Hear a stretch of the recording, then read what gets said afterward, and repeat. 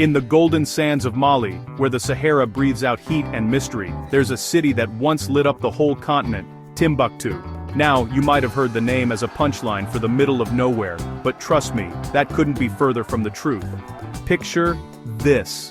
Centuries before Europe's Renaissance, before Oxford and Cambridge cracked open their first books, Timbuktu was already a university city, a miracle of the mind. Caravans didn't just haul gold and salt across those desert winds, they carried knowledge too. Traders from North Africa would ride south, following the Niger River, guided only by the stars. What they found was a city built from mud and light, a crossroads where Berbers, Arabs, Songan Saikor Sand, and Dans, Songwork Inshur, Enjumadin Sarik Hobers, and Dandrefurs, and Danshur and Damia Murban Mande, all met, a place where ideas traveled even faster than camels. By the 1300s, under the Mali Empire, Timbuktu absolutely blossomed.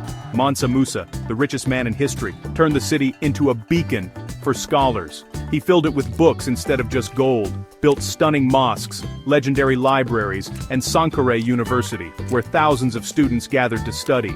Imagine a classroom under an acacia tree, students sitting in circles, writing on wooden tablets, while their teacher recites lessons in everything from astronomy to law. Sankoré's curriculum rivaled the top institutions of the world: mathematics, linguistics, Islamic law, geography, medicine. You had to master logic and debate just to graduate.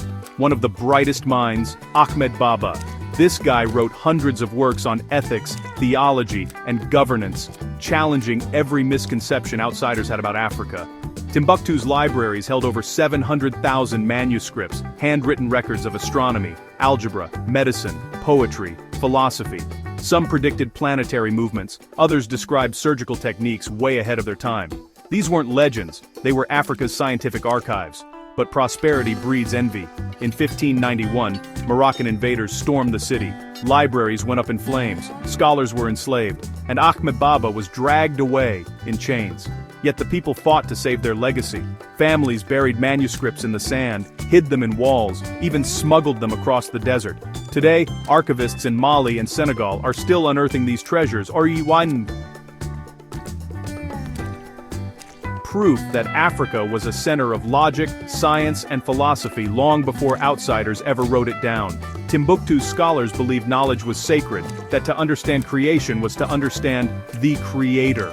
Their influence shaped kingdoms, laws, and education across Africa.